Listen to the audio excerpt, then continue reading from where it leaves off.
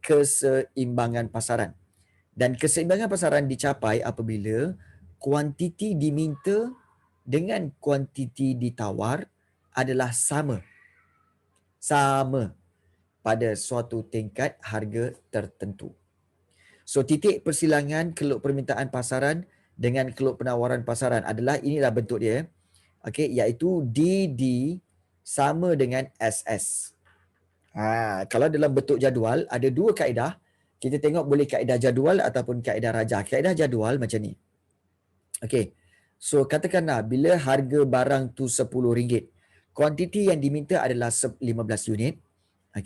Dan kuantiti yang ditawarkan oleh kilang atau kedai ialah RM10. Tapi apabila harganya RM30, harga barang tu RM30, kuantiti yang diminta oleh isi rumah adalah 9 unit. Dan kuantiti yang sanggup ditawarkan oleh firma juga 9 unit. Dan kalau harga dia naik lagi kepada RM50, maka kuantiti yang diminta adalah 3 unit. Memanglah kalau kuantiti diminta, semakin harga mahal, betul kan? Semakin harga meningkat, maka dia punya permintaan semakin berkurangan kan? Tapi kalau penawaran, harga semakin meningkat, penawaran pun semakin meningkat. So kalau kita lihat di sini, pada harga RM50, kuantiti diminta 3 unit, tapi kuantiti yang ditawar adalah 15 unit. Jadi, kalau kita lihat keseimbangan ini, iaitu permintaan sama dengan penawaran, adalah terletak pada harga RM30 ini. So yang ini yang dikatakan harga keseimbangan. Iaitu kalau kita lihat di sini, apa yang berlaku adalah tindak balas harga, iaitu harga akan tetap dan kesannya tiada kesan lagi, dia statik kat situ. Kalau harga RM10, kita tengok harga RM10, kuantiti diminta lebih banyak daripada kuantiti ditawar, maknanya akan berlaku lebihan permintaan ataupun kurangan penawaran. Jadi apa yang menyebabkan kat sini? Apa yang akan berlaku? Harga dia akan naik. Harga dia akan naik. So, kesannya permintaan akan menurun dan penawaran akan naik. Manakala kalau harga RM50, harga RM50, kuantiti diminta memang sikit, 3 unit aja. Tetapi kuantiti yang ditawar ialah 15 unit. Jadi akan berlaku apa? Lebihan penawaran dan kurangan permintaan. So ini menyebabkan apa? Harga akan turun. So permintaan akan meningkat. Bila harga turun, kesan dia permintaan akan meningkat dan penawaran juga akan turun. Cikgu faham? Korang boleh ingat tak tindak balas dan juga keadaan pasaran ini semua? Terus teranglah pada cikgu. Kamu boleh ingat tak keadaan pasaran, tindak balas harga dan juga kesan dia? Boleh ingat ke tak boleh ingat ni? Terus teranglah pada cikgu. That's a good question. Tak. Yes. Auni boleh faham tak Auni? Apa yang cikgu bulatkan tu? Boleh faham tak? Keadaan pasaran, tindak balas harga dan juga kesan dia. InsyaAllah. Boleh. Boleh. Ni boleh. Baik. Sebenarnya cara untuk memahaminya, cikgu selalu gunakan kaedah rajah ni. Kaedah rajah lagi senang. Iaitu, sama saja kalau kita lihat di sini ya. Pada titik 30, pada harga 30 unit ini, kalau kita perhatikan, 30 unit, maka apa yang berlaku adalah harga dia adalah pada 9. Kuantiti dia adalah 9 unit. Dan kalau kita lihat di sini bahawa permintaan bersamaan dengan penawaran, dan dia bersilang di mana? Di E. E itu apa? Titik keseimbangan. So, kalau harga dia RM10, kalau harga dia RM10, kamu perhatikan let's say lah kita RM10. Kita buat satu garisan. RM10 Okey, kita buat RM10 kat sini. Okey, RM10. Apa yang berlaku? Okey, kamu lihat tak bahawa kat sini, okey, S kat sini, D kat sini. Maknanya S dengan D, mana yang lebih banyak? Dekat sini, kuantiti dia. S ke D? Yang lebih banyak. Yes, demand lebih banyak. Iaitu demand adalah 15. Okey, manakala okey, supply hanyalah 3. Jadi, kita kata inilah dikatakan sebagai kawasan yang lebihan permintaan sebab demand lebih banyak daripada supply. Kamu tengok gambar raja pun kamu tahu. Lah, demand lebih kanan, supply kiri. So bermakna demand lagi banyak daripada supply. Dekat situ pun kamu dah faham. Dah nampak dah. Iyalah. Ini kawasan lebihan permintaan. So ini adalah kawasan lebihan permintaan. Yes, yang itu adalah equilibrium. Yes, ataupun titik keseimbangan. Okey. Jadi, bila berlaku kat sini, apa yang kesan dia? Iaitu kesan dia adalah harga akan meningkat. Iaitu harga akan sedikit demi sedikit, dia akan naik semula daripada RM10, dia akan naik harga tu. Harga tu akan naik, pergi ke harga keseimbangan. Dan dia akan berhenti di E. So inilah kesan dia. Harga akan meningkat menyebabkan apa? Menyebabkan supply semakin bertambah dan demand semakin berkurang. Manakala kalau katakan harga RM50. RM50 ke atas ni. Kamu tengok harga RM50 ke atas itu, kamu tengok dia punya demand and supply. Supply sebelah kanan. Sini. Demand sebelah kiri. Sini. Jadi kalau kamu lihat, mana yang lebih banyak? Supply ke demand?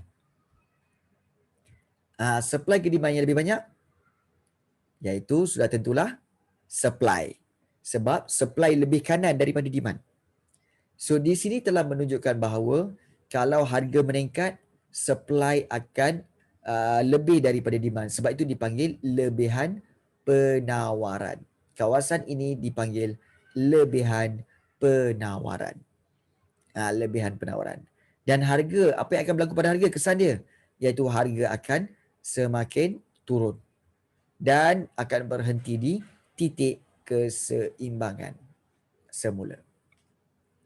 So, itulah yang dikatakan sebagai keseimbangan pasaran. Boleh faham ke tak boleh faham? Boleh ke tak boleh?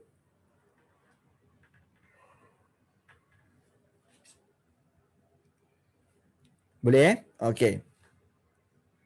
Seimbang tu maknanya paling elok. Yes, dia balance. Dia balance. Okey, contohnya, let's say lah, kita ada berapa orang kat sini? Kita ada 3 orang. Kita ada 3 orang kat sini. Kita ada 3 orang kat sini. Kemudian, cikgu ada sebatang pen ini sahaja.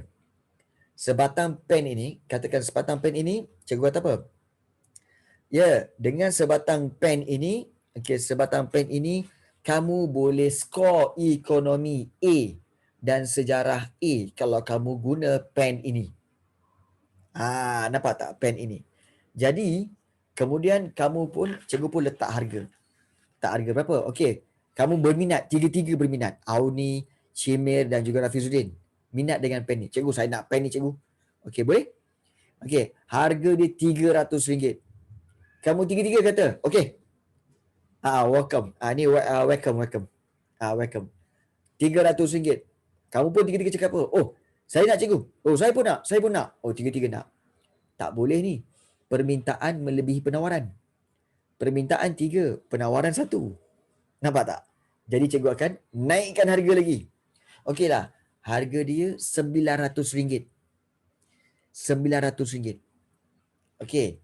Auni tak nak. Auni kata, tak boleh lah cikgu. Tak nak lah. Auni tak nak. Sekarang ni Shimir dengan Rafizuddin saja yang sekarang ni nak. Still permintaan melebihi penawaran. Permintaan 2, penawaran 1. Jadi apa yang cikgu cakap? Apa cikgu buat apa?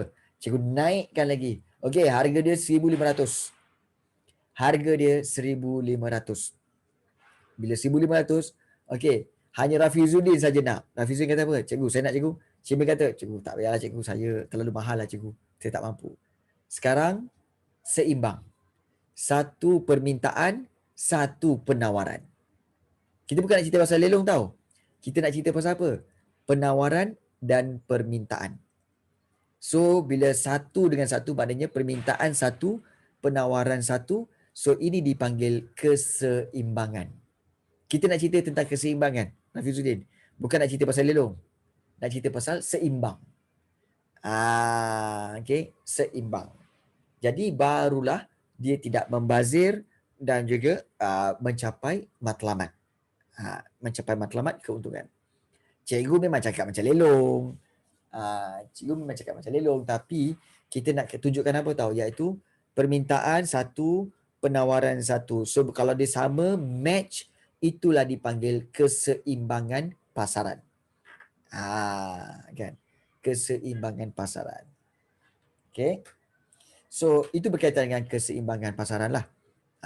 Jadi yang ini adalah huraian dia. Apabila kamu buat soalan nanti, okay, inilah dia. Misalnya orang, okay, tapi cikgu kesianlah orang yang beli mahal tu. Well, nak buat macam mana? Contohnya macam, kamu tengok macam, okay, iPhone. Harga sampai 7,000. Okay, paling murah 3,000 lebih. Okay, paling mahal 7,000. Okay, still habis. Kenapa habis? Sebab dia buat ngam-ngam. Okay, untuk apa? Untuk orang yang buat permintaan saja. Siapa yang sanggup beli, beli. Yang tak sanggup, tak payah beli. Nampak tak? Maknanya apa? Dia keluarkan mengikut permintaan. So orang akan beli mengikut permintaan. So once bila once dia dah habis, maknanya habislah. So dia tak akan keluarkan lagi. Dia tak akan keluarkan lagi model tu. Sebab dia nak apa? Dia nak jual certain units untuk certain people. So mungkin akan orang kata apa? Cikgu, tapi cikgu kesianlah orang lain yang tak beli ni. Well, nak buat macam mana? Dan kesian pula lah orang beli tu mahal. Well, nak buat macam mana? Walaupun dia orang beli mahal, tapi dia orang willing to. Bukan salah pengeluar. Willing to. Macam cikgu kan? Cikgu jual pen tadi. 1,500. Orang lain cakap apa? Gila mahal 1,500 pen. Tapi Rafizuddin beli. Sebab dia kata apa? Sebab Rafizuddin willing to. It's not my fault. It's not my fault. Okay, I put the price for certain level and you willing to buy it. So, it's not my fault. Nampak tak? Tahu tak ramai yang nak beli mahal. So, kalau dia jual sikit pun tetap untung. Okay? Bukankah dia buat mahal sangat-sangat sebab dia tahu tak ramai yang nak beli mahal. So, kalau dia jual sikit pun tetap untung. Okay, baik. Sebenarnya, sebenarnya Rafizuddin, daripada tentang harga ni sebenarnya, harga barangan ni, contoh iPhone ni, harga ni dia bukan sebenarnya semata-mata nak untung tau. That's not how it works sebenarnya. Harga ni dia ada memainkan peranan penting. Yang pertama, harga barang itu untuk menunjukkan tentang apa tahu? Tentang jualan. Jualan. Dan yang kedua, harga itu sebenarnya untuk menunjukkan dia punya prestige. Kalau mahal, bermakna dia berjaya mengekalkan prestige, maruah produk dia.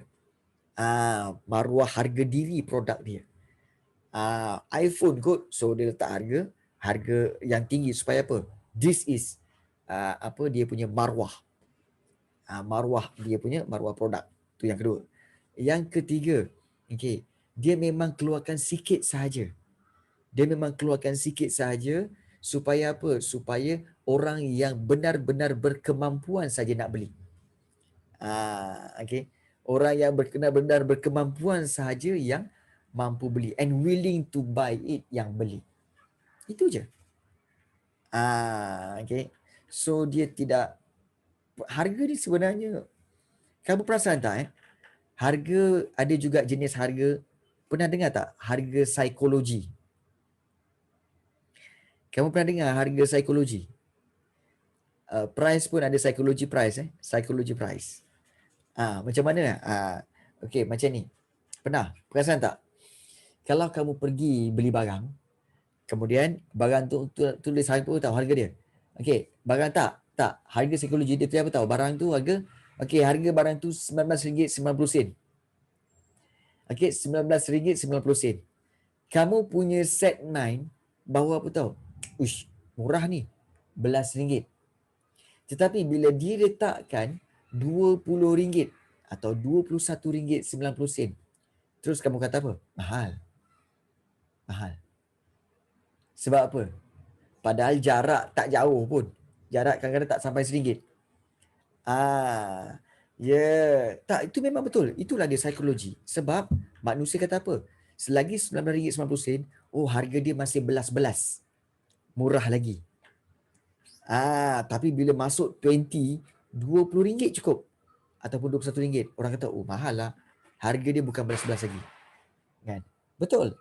This is, tak Syamir, ini dalam microeconomy punya ni microeconomy punya analisis. Microeconomic analysis kata apa? This is what we call harga psikologi. Dia psychokan kamu dengan harga. Yes. Nampak? Jadi, so itulah yang berlaku berkaitan dengan harga dia. Harga ni penting. Alright. Kita akan teruskan kepada bahagian seterusnya. Okey. So inilah dia proses penyesuaian semasa ketidakseimbangan pasaran. Betul Rafizuddin. Betul. Okey, kita lihat di sini proses penyesuaian semasa ketidakseimbangan pasaran. Okey. Ada juga keadaan di mana ketidakseimbangan pasaran, iaitu sama ada kawasan lebihan permintaan ataupun lebihan penawaran. Lebihan permintaan berlaku apabila tingkat harga akan naik. Okey, akan naik, kuantiti permintaan akan menurun dan kuantiti penawaran akan meningkat. So itu lebihan permintaan. Dan satu lagi, lebihan penawaran di mana harga akan turun. Kuantiti permintaan akan meningkat dan kuantiti penawaran juga akan menurun. Itu lebihan penawaran. Sebenarnya, ketidakseimbangan ni bermaksud apa? Sama ada berlaku lebihan ataupun lebihan permintaan ataupun lebihan penawaran. Dua tu je. Kita lihat perubahan keseimbangan. So perubahan pada penentu permintaan atau penawaran bukan harga boleh menyebabkan keluk permintaan atau keluk penawaran bergerak ke kanan atau ke kiri dan mengakibatkan perubahan keseimbangan pasaran. So harga dan kuantiti keseimbangan akan berubah sekiranya berlaku perubahan permintaan atau perubahan penawaran. Sebagai contoh kita lihat di bawah ni. Okey, kita lihat keseimbangan pasaran asal dicapai pada titik E apabila keluk permintaan bersilang dengan keluk penawaran. Okey. So harga dan kuantiti keseimbangan masing-masing ialah P dan juga Q. Maknanya di sini kalau kamu nak fahamlah ini adalah keseimbangan P. Okey, dan juga E itu keseimbangan. Okey, yang ini juga adalah keseimbangan pada Q. P dan Q. P ialah harga keseimbangan dan Q adalah kuantiti keseimbangan. So, baik, kalau kita lihat di sini, apabila penawaran tetap, penawaran supply, supply adalah tetap. So, kalau kita lihat di sini, penawaran adalah tetap, maka berlaku hal berikut. Macam mana tetap? Inilah dia. Nampak tak garisan ni? Ini kan garisan S kan? So S ni tetap, dia tak berubah-ubah. Yang berubah demand ni, D ni kan. Jadi kalau kita lihat kenaikan permintaan, kenaikan permintaan akan menyebabkan kenaikan harga dan jumlah keseimbangan serta keluk permintaan akan beralih ke kanan. Kalau penurunan permintaan menyebabkan penurunan harga dan jumlah keseimbangan serta keluk permintaan akan beralih ke kiri. Maksudnya di sini kita lihat supply tak berubah tapi demand yang berubah. Bila demand naik, demand naik ke E1 ni, maka harga dia akan naik ke P1 dan kuantiti supply juga akan bertambah ke Q1. Tapi bila harga tu, kalau kita lihat demand tu turun ke bawah ni iaitu E2, demand turun pada E2, maka kalau kita lihat berlakulah perubahan harga pada P2 dan juga pada kuantiti E2. Maknanya dia beralih. Ingat kalau ke kanan semakin bertambah, kalau ke kiri semakin berkurang. Itu sudah. Okey. Ke kanan semakin bertambah, ke kiri semakin berkurang. Itu perubahan permintaan. Kalau perubahan penawaran pula, kalau kita lihat, inilah dia penawaran di mana kalau kita lihat di mana di sini iaitu permintaan yang tak berubah. Perubahan permintaan tu statik, tapi penawaran yang berubah. Di mana apabila permintaan tetap, maka berlakulah hal-hal berikut iaitu kenaikan penawaran, menyebabkan penurunan harga dan kenaikan jumlah keseimbangan. Keluk penawaran akan beralih ke kanan. Maksudnya di sini, kalau kita lihat dia semakin bertambah, iaitu apabila dia ke kanan. Ini maknanya dia bertambah. Iaitu kuantiti supply semakin bertambah daripada Q ke Q1. Dan kalau ke E2 dia semakin berkurang. Semakin berkurang. Dan ini kerana apa? Kerana perubahan kepada penawaran itu. Penawaran itu berubah-ubah. Baik. So kenali dia punya faktor dan sebab dia. Antara cikgu tahu ramai yang saya macam tak ingatlah cikgu kan sebenarnya. Baik. Kalau kamu lihat ada perubahan pada D, bermakna ini adalah perubahan permintaan. Kalau ada perubahan pada S, maknanya ia adalah perubahan pada penawaran. Macam tu. Boleh faham? Boleh faham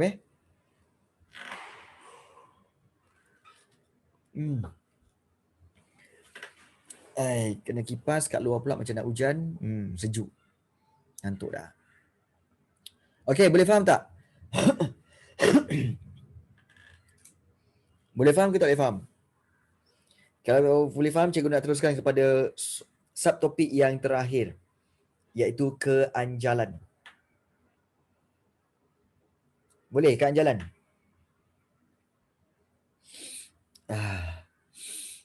Keanjalan jom kita masuk keanjalan. Campur garam sikit, sesudu gula bolehlah juga. Untuk apa? Campur garam, campur gula. Untuk apa tu? Baik. Kita nak sambung. Saja penambah rasa Baik. Sebelum tu rasanya macam limas pula rambut panjang ni. Sekejap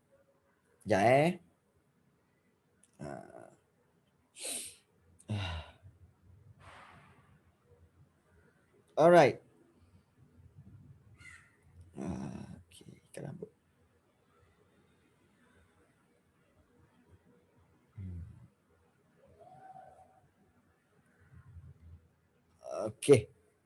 Baik. Jom kita sambung dengan keanjalan. Alright. Keanjalan harga. Baik. Dekat sekolah dah masuk dah keanjalan? Dekat sekolah dah masuk dah keanjalan? Belum lagi, Rafizuddin. Syimir dah belajar kan? Keanjalan. Auni dah belajar dah keanjalan tu ni? Belum. Belum. Baik. Baik. Keanjalan ni okey, adalah satu konsep di mana konsep ini adalah konsep yang dikatakan sebagai anjal. Okey. Baik. Siapa tahu apa maksud anjal? Anjal. Apa maksud anjal sebenarnya? Gebu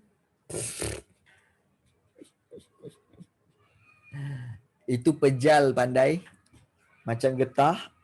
Okey, something yang boleh pantul. Yes, hampir tepat. Okey. Baik. Kamu pernah tengok tak? Okey. Okey. Kamu pernah tengok tak? Kita kata ada satu macam ni Okey. Okey, yang ini. Okey, kemudian kamu pernah tengok ada batu kat sini. Okey. Kemudian okey, dia begini. Kemudian dia begini. Okey, dan kemudian ada tangga. Okey. So ada tangga lah kat sini. Ni tangga tau. Okey, tangga. Okey. Dan di sini okey, ada tembok dan di sini ada okey. Okey. Okey. Baik. Ini suasana di mana? Okey, ini gambaran di kolam renang. Betul, kolam renang. Okey. Baik. Kamu as a person, okey, kamu pun sukalah berenang kan. Kemudian kamu pun okey, pergilah tengoklah kat sini. Oh, ada benda ni. Kamu pun naik tangga ni. Okey, kamu naik tangga itu, kemudian kamu okey, berdiri dekat sini dengan tujuan untuk terjun ke bawah. Betul? Betul? Okey.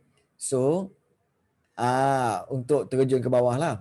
So, kamu akan apa? Kamu akan jalan kat sini, kemudian kamu akan lompat. Okey, kamu akan lompat kat sini. Okey, lompat kat papan ni supaya kamu okey berhenjut dulu, kemudian barulah kamu terjun ke bawah. Betul tak? So, kamu akan kamu akan katakan ini papannya tadi. Okey, kemudian kamu akan berdiri kat sini, kemudian kamu okey, kemudian kamu lompat. Macam tu okey, lompat macam tu.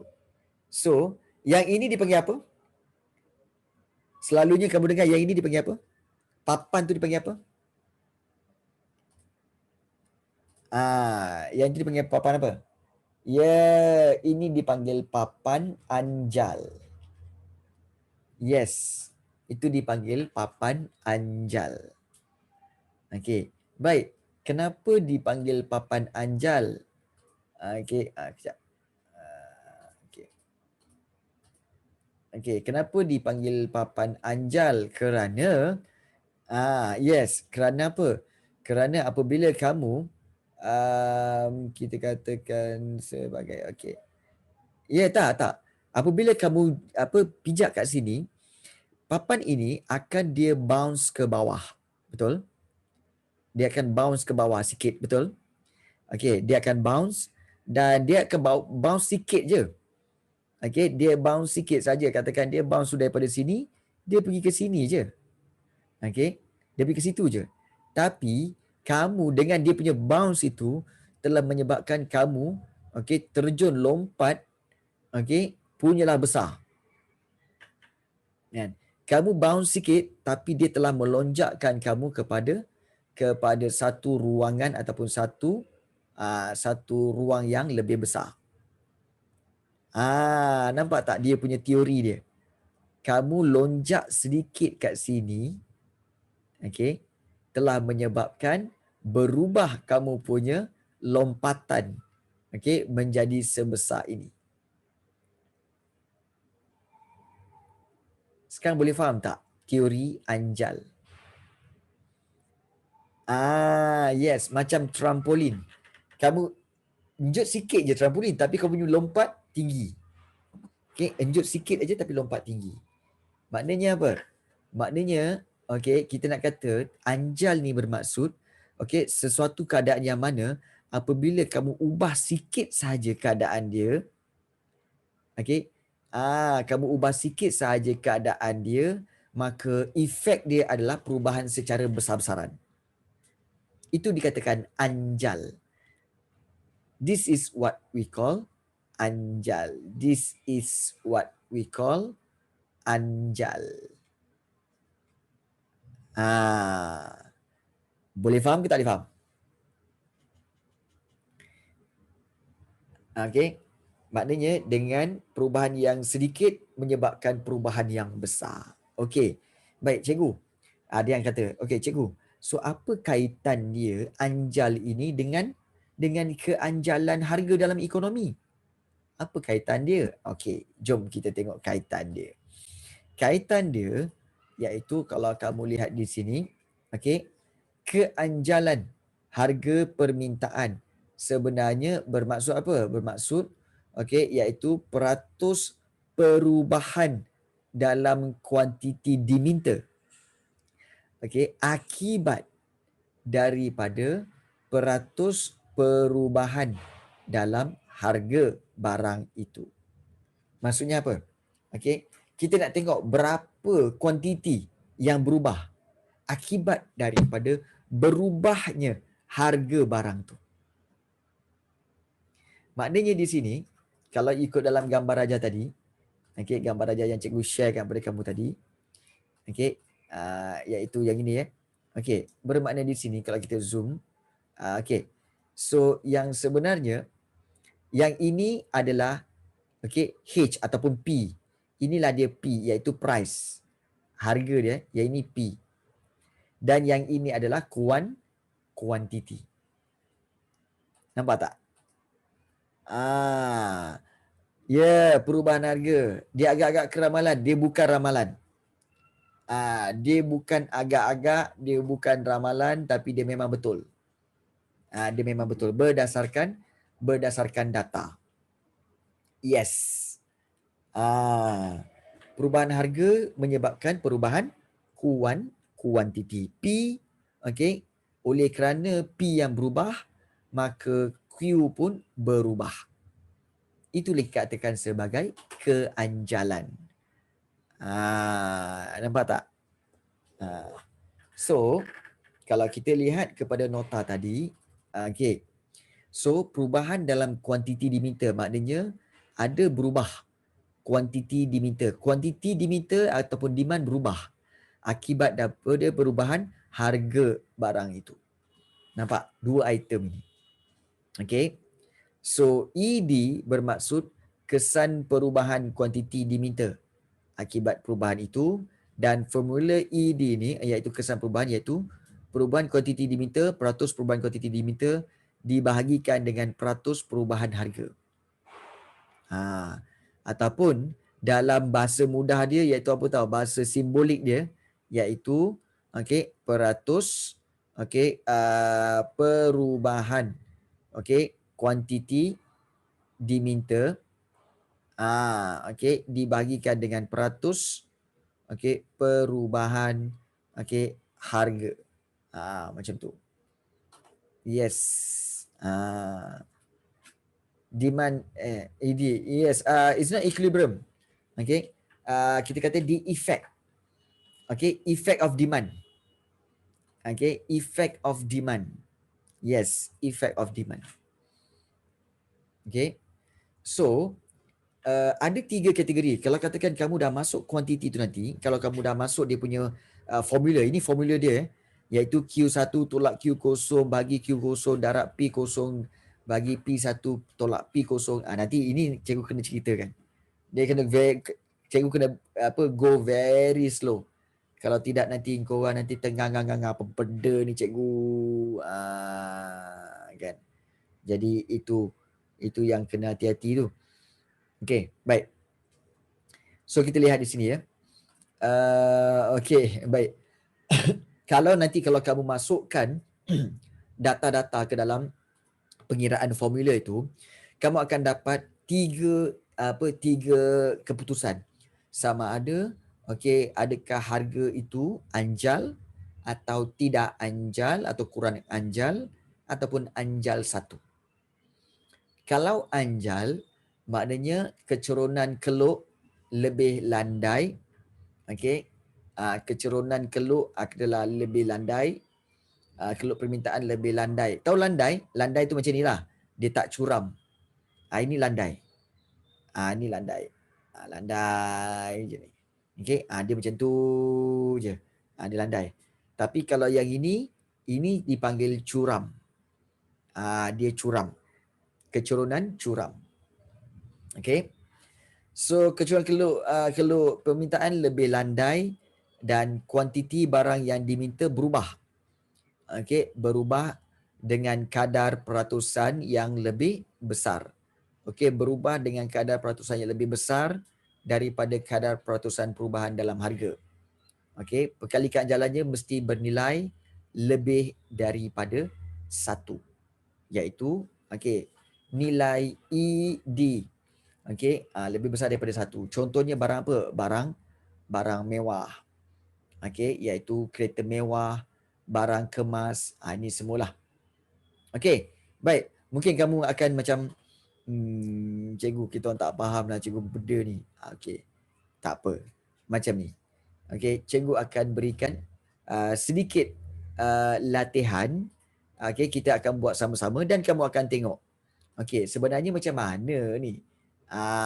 Dekat situ baru kamu akan perasan bahawa macam ni ke? Boleh? Baik, cikgu akan bawa kepada satu soalan ni. Nasib baik ada soalan ni.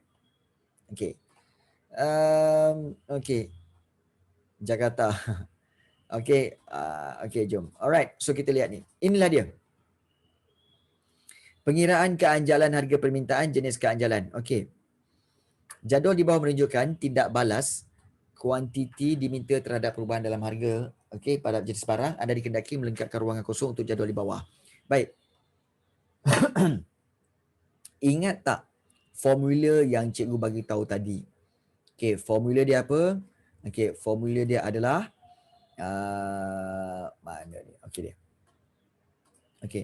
Formula dia adalah apa? Iaitu di sini kita tulis iaitu apa?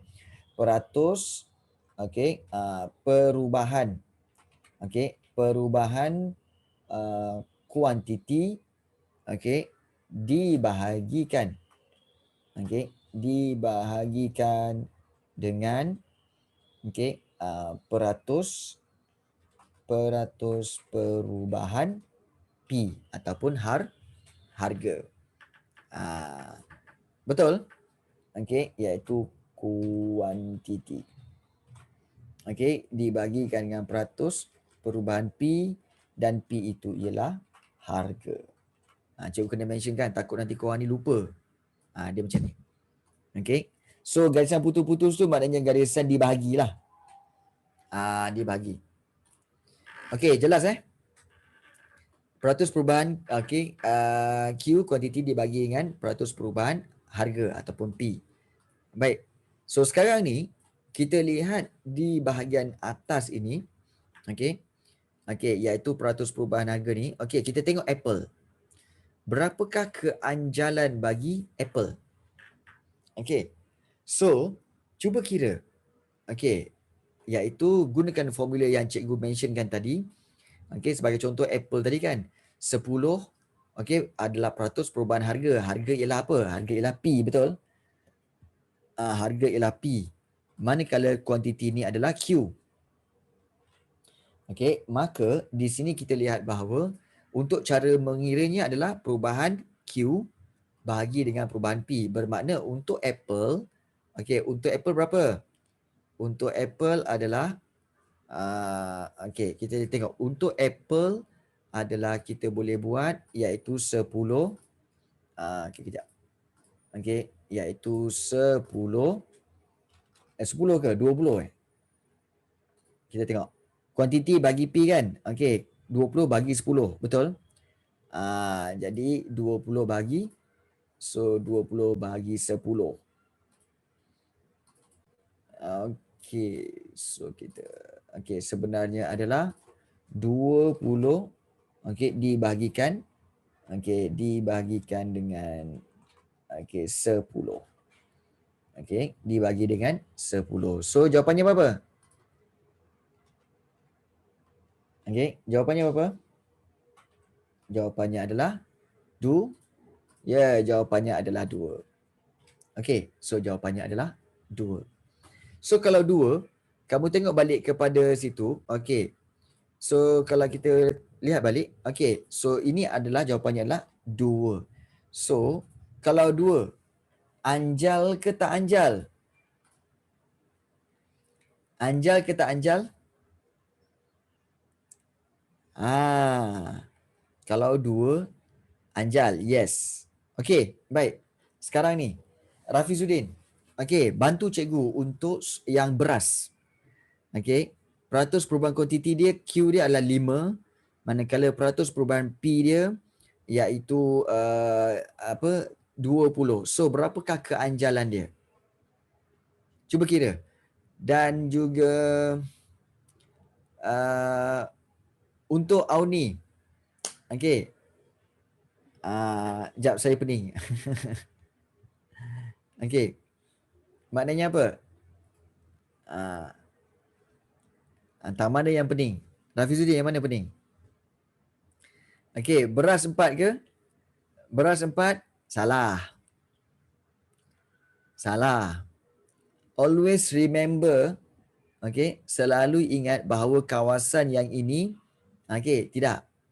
Sebab kawasan yang ini mesti dibahagikan yang dengan yang ini. Bukan diikut suka hati yang banyak mesti bagi sikit, sikit mesti bagi banyak. Tak. Dia mesti kuantiti, mesti bagi dengan harga. Yeah. So bermakna dalam kes atas tu memanglah 20 dibagi 10. Tapi kalau dalam kes beras, 5 dibagi 20. So kalau 5 bagi 20 berapa? Ah.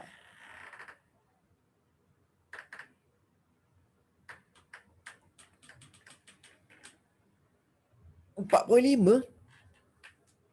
Are you sure? 2.5? Are you sure? Ya, Auni syukur, iaitu 0.25. Ya, apalah korang ni. So jawapan dia 0.25. Bagus Auni. Kau ni ingat, always remember bahawa Q mesti dibahagi dengan P. Bukan suka-suka hati P pergi Q, Q pergi P. No. Q mesti kat atas, P mesti kat bawah. Mesti macam tu. Jangan suka-suka hati kau nak tukar-tukar. Baik. So itulah cara dia. Baik. Kalau petrol, macam mana petrol? Nak dapatkan peratus perubahan Q. Senang je kan? Iaitu macam mana dapat? Anyone? 30 darab 2. 30 darab 2. So kat sini adalah 60. Betul.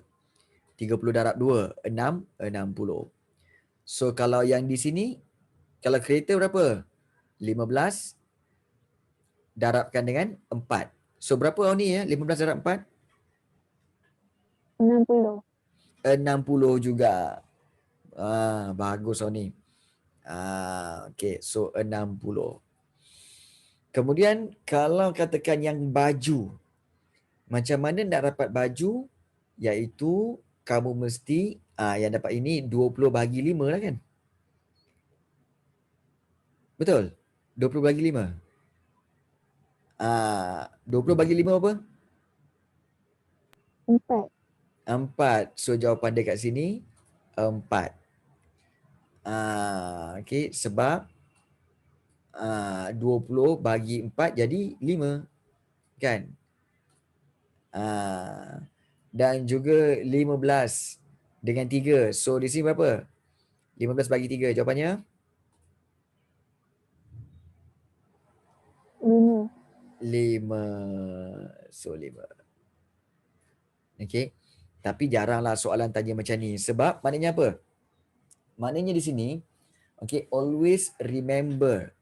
Ini yang nak pesan pada kamu. Always remember. Selalu ingat bahawa yang ini Q, okay, ataupun kita kata sebagai, okay, kita kata Q ni, Okay, always remember Q ini akan sentiasa dibahagikan dengan P.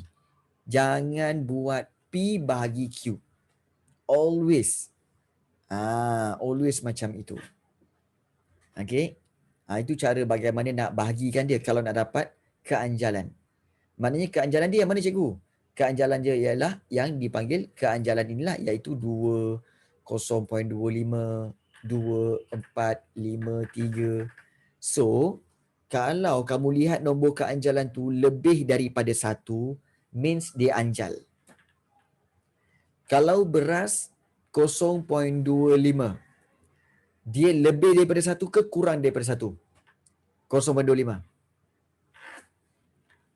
Bagi tahu cikgu. 0.25 kurang kan? Kalau dia kurang daripada 1, bermakna dia tidak anjal ataupun kurang anjal. Itu je. Kamu kena define kan sama ada dia anjal atau tidak anjal. Nampak? Tapi seandainya ini selalu diberitahu. Selalunya soalan keluar macam ni sebenarnya tau. Bukan keluar macam tadi. Selalu keluar soalan macam ni. Okey, iaitu jadual di bawah menunjukkan harga dan kuantiti yang diminta untuk ikan. Bila harga RM10, kuantiti diminta 50 kilo. Tapi makin harga tu mahal, semakin kuranglah kuantiti diminta. So, berdasarkan maklumat di atas, hitungkan dan tentukan jenis keanjalan untuk setiap keadaan yang berikut, untuk keadaan-keadaan seperti ini. Contohnya, harga berubah daripada RM10 kepada RM12. Maknanya apa? Daripada 10 jadi 12. Jadi kuantiti dia daripada 50 kepada 40. Baik, ini nak guna formula mana? Baik, ini kena guna formula ini. Okey, cikgu akan tuliskan dekat sini. Okey, formula yang paling penting untuk kamu mengira keanjalan, iaitu formula dia yang ini, yang dikatakan sebagai subhanallah, walhamdulillah, wala ilaha illallah, wallahu akbar.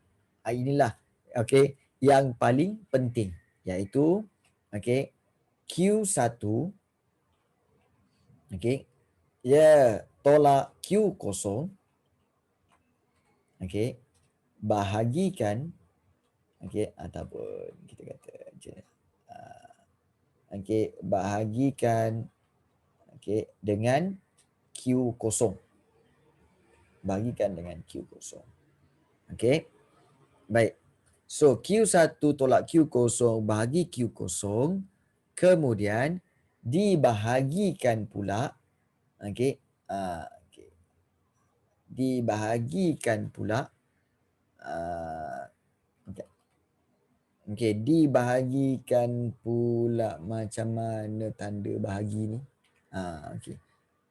Dibahagikan dengan iaitu dengan P1 P1 tolak P0 kemudian bahagikan dengan P0. So inilah formula dia. So ini formula dia. Apa betul? Baik, macam ni. Q0 iaitu Q0 adalah kuantiti asal. Q1 adalah kuantiti baru. Baik. Kemudian satu lagi kita buat, iaitu P0. P0 adalah harga asal dan P1 adalah harga baru.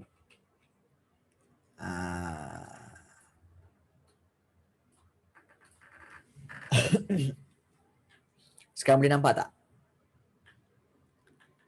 tak? Formula tu? Boleh nampak tak formula tu? Q1, Q0 Okey, bahagi Q0 dibahagikan lagi dengan P1 tolak P0 bagi P0. Itulah dia. Okey, mungkin Rafizuddin dengan Auni mungkin tak berapa clear sangat, tapi tak apa. Okey, itu formula dia. So apa yang kita nak buat dengan formula ni cikgu? Okey, apa yang kamu patut buat iaitu kamu kena tengok balik ke harga tu, okey, untuk keadaan itu, yang mana satu kuantiti asal, yang mana satu kuantiti baru, yang mana satu harga asal, yang mana satu harga baru. Baru kamu letakkan di tempat dia. Contohnya, okey, dalam kes harga berubah daripada RM10 kepada RM12. So yang mana satu Q0 dan Q1? Yang mana Q0 dan Q1? 50 ke 40?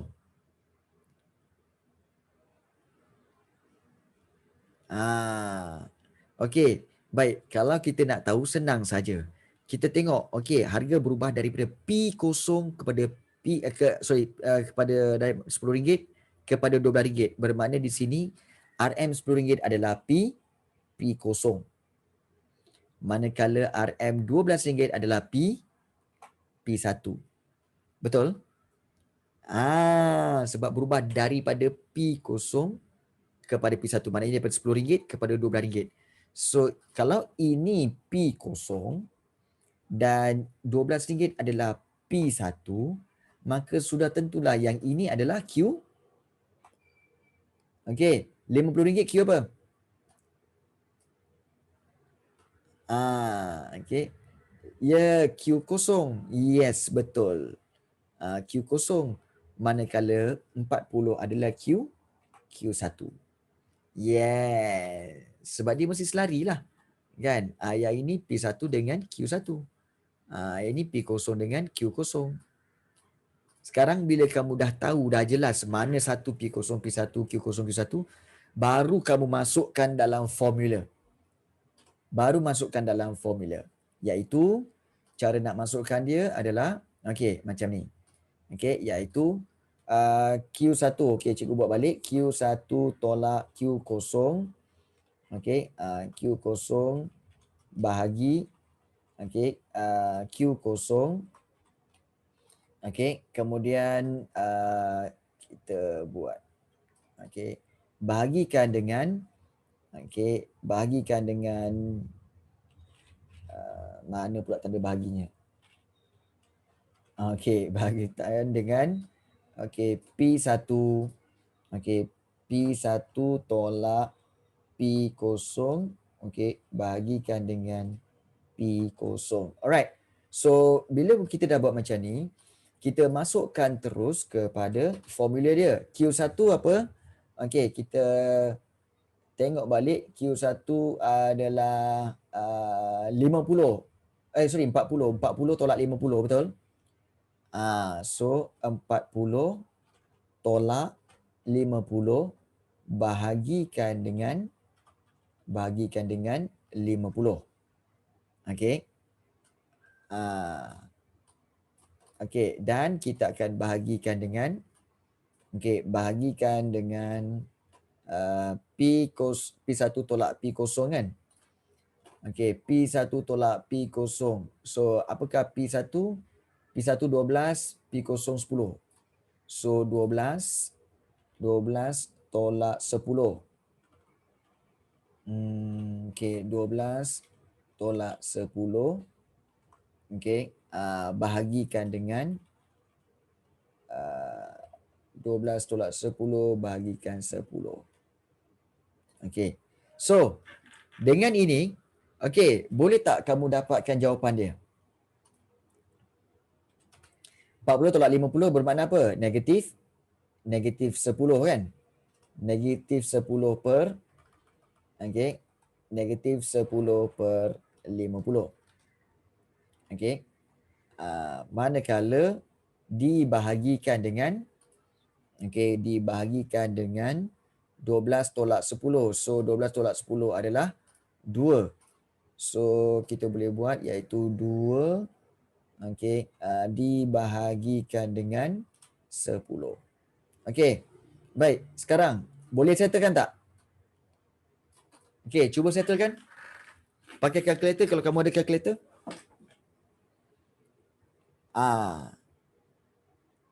Cuba selesaikan. Boleh tak? Cikgu buat juga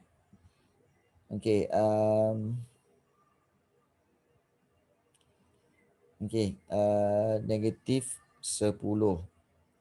Okey, bagi 2. Bagi 2 pula, bagi 50. Okey. Okey, bahagikan dengan 2 10. Okey. So 0.20 tak, kamu kena bahagikan juga ni, Syamil. Kamu kena bahagikan juga dengan 2/10. Kamu kena bahagikan juga dengan 2/10. Kamu tak boleh buat yang sebelah je, kamu kena buat dua-dua belah. Kamu kena buat dua-dua belah. Okey, maknanya senang cerita kalau kita nak buat betul-betul secara penulisan lah Okey, sebenarnya iaitu kita katakan sebenarnya negatif 10/50. Okey, bahagikan dengan 2/10. Macam ni. Nampak? So ini sebenarnya. Ini sebenarnya. So macam mana? Dapat apa? Awak ni dapat apa ni? Rafizuddin?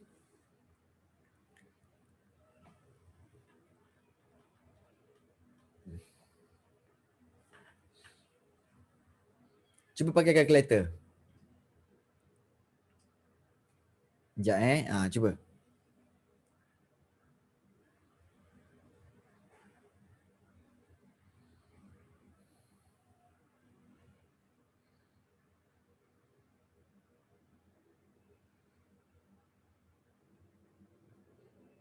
Okey.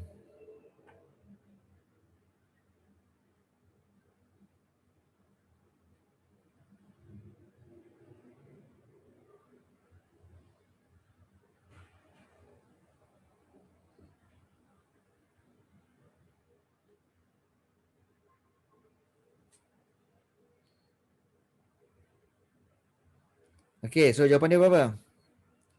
Sekejap Syamil. 10 bagi 10. Ambil kalkulator. Sekejap.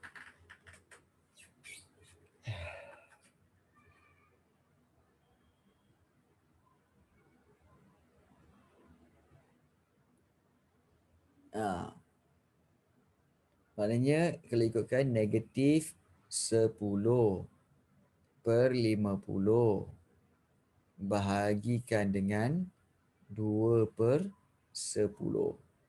So berapa jawapan dia? Awak ni berapa awak ni dapat? Saya dapat negatif 1. Yes, jawapan dia adalah negatif 1. Itu jawapan dia. Negatif 1. Yes, betul. Baik. Okey, baik. So jawapan dia adalah negatif 1. Betul. Negatif 1. So, kalau negatif 1, nak tanyalah korang, anjal ke tidak? Anjal ke tak anjal? Tak, sebab? Tak, Sebab apa? sebab dia kurang daripada 1. Cikgu dah agak jawapan korang. Tapi kan, cikgu nak bagi tahu tau. Jawapan korang salah. Salah. Tahu sebab apa salah? Okey, cikgu tahu. Beritahu betul salah. Betul salah. Ini bukan main-main tau. Okey. Sebab sebenarnya kamu akan dapat bahawa sebenarnya bila kamu calculate kat sini kamu akan dapat harga dia adalah ataupun kita kata dia punya ini adalah negatif 1 kan. So negatif 1. Sebenarnya kalau ikut hukum keanjalan sebenarnya dia anjal sebab yang kamu nak kena ambil sebenarnya adalah yang ini. Yang ini je. Yang tanda negatif ini tak perlu ambil. Why? Sebab negatif ini hanya menunjukkan, bukan, negatif itu hanya menunjukkan ianya adalah keceronan. Iaitu keceronan yang negatif. Keceronan yang negatif. Jap ya, nak habis kelas dah. Jap lagi. Okey, kau balik ya. Okay, baik. So keceronan yang negatif. Yeah, so negatif itu ditinggalkan begitu sahaja. So kita ambil jawapan dia adalah 1. Dan 1 ini adalah anjal. 1 ini adalah anjal. Sebab ini tanda keceronan negatif. Sebab apa tahu? Sebab apa tahu? Sebab dia berkaitan dengan keluk apa? Okey, kalau kita tengok balik, ini keluk apa? Ini keluk apa? Iaitu keluk okey, keluk yang kuantiti diminta.